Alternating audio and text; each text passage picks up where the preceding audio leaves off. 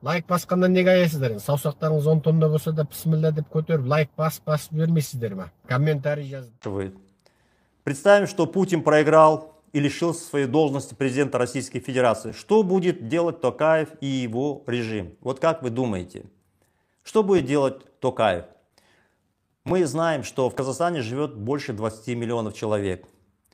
Есть известная статистика, что 162 человека Казахстана владеет практически всеми богатствами нашей страны. Вдумайтесь, 162 человека. Это кто? Назарбаев, Токаев, акимы, их министры, депутаты, их приближенные. 162 человека владеют практически всеми богатствами страны. Конечно же, основная часть в руках Назарбаева и Токаева. Вот у них. И защищает их в лучшем случае 20-30 тысяч полицейских по всей стране. В Алматы где-то около 2000 полицейских и силовиков. В Астане тоже 2000, в Шымкенте максимум 1000, в областных центрах 500-700. Вот считайте, максимум 30 тысяч полицейских защищает этот режим. А в стране живет больше 20 миллионов. И вот представьте себе, что Токаев лишается поддержки и защиты со стороны Путина. Что с ним будет? Достаточно 500 000 выйти человек на массовые протесты, мы просто снесем этот режим, а вот эту всю верхушку посадим в тюрьму, и у них отберем все.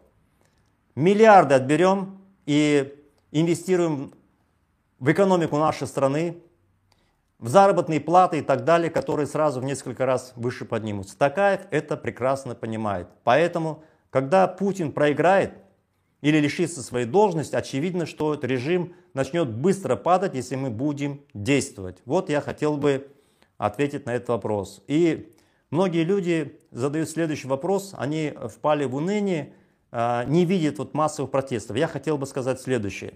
Во всех диктаторских режимах массовые протесты происходят неожиданно. Вы же видели, что было в Кантар.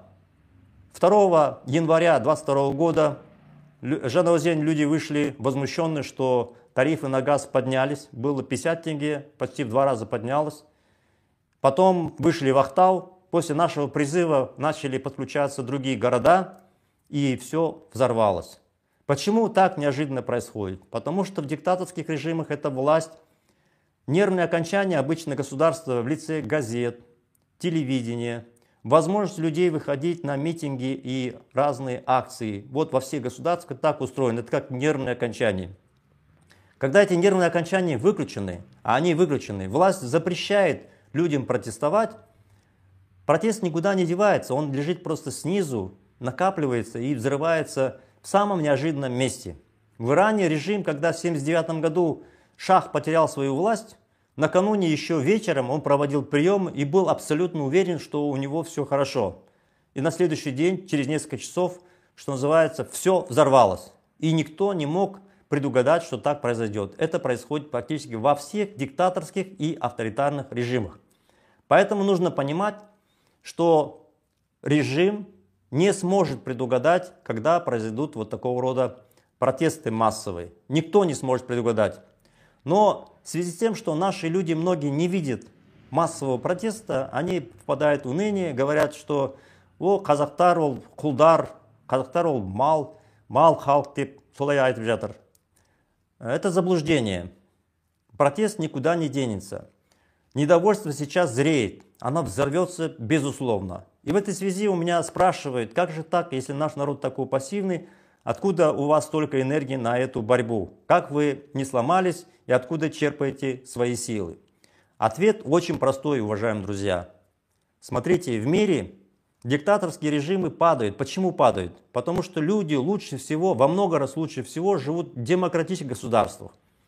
Люди бегут из этих диктаторских режимов в демократические государства, бегут в Америку, бегут в Европу. Они не бегут в Саудовскую Аравию или в Объединенные Арабские Эмираты, или в Россию, или в Казахстан. Нет, из этих стран бегут, потому что в этих странах плохо люди живут. И очевидно, что если вы историю посмотрите, количество демократических стран с каждым годом нарастает. Диктаторские режимы падают. Поэтому я знаю заранее ответ. Режим падет. И только наши усилия могут привести, что режим падет завтра или послезавтра, или через год, или через два. Только наши усилия. Именно поэтому я прикладываю все усилия, работая над сознанием наших людей, убеждаю, показываю, как устроен мир и что нам нужно валить этот режим. И он все равно упадет, все равно неизбежно. Раз я заранее знаю ответ, то понятно, что я не устаю, неуклонно борюсь и вас убеждаю присоединиться к этой борьбе. Вот я отвечаю на те вопросы, которые мне задали. У нас есть план. Сделан фильм «План свержения режима Назарбаева и Токаева». Это есть. Мы показываем, что нужно инвестировать средства, что вы там заработаете. Мы, команда и профессиональных революционеров и ячеек, 4000 ячеек, это 20 тысяч участников, объединимся, валим режим. Но при этом мы создаем скрытные ячейки, раз нам режим не дает возможность открыто заниматься политической деятельностью. Все понятно, каждый шаг прописан. Сейчас выйдет фильм, в ближайшие максимум 10 дней выйдет фильм. Вы увидите, как все было в Хантар, будет анализ всех ошибок и будут даны рекомендации, что нам нужно делать. Мы все знаем. Парламентская республика должна быть. Мы знаем, что мы должны ориентироваться на ведущие западные страны. Мы знаем, что там все достижения. Мы знаем, что для этого, чтобы всего этого добиться, нам нужно просто объединиться. Нам нужно просто инвестировать. И мы свалим режим. Вот все, видите, все очень просто. В чем трудность? Чтобы эта мысль охватила сознание миллионов. То есть нам нужно работать над сознанием людей. Как только люди это поймут, самые трусливые поднимут голову. Они сейчас всего боятся, завтра хотя бы будут инвестировать. Которые посмелей, они не просто будут инвестировать, они завтра выйдут на массовые митинги. А кто-то еще посмелей будут создавать ячейки. Поэтому нам нужно работать над сознанием людей. Перемены наступят неизбежно. Наша задача добиться, чтобы эти перемены были в этом году.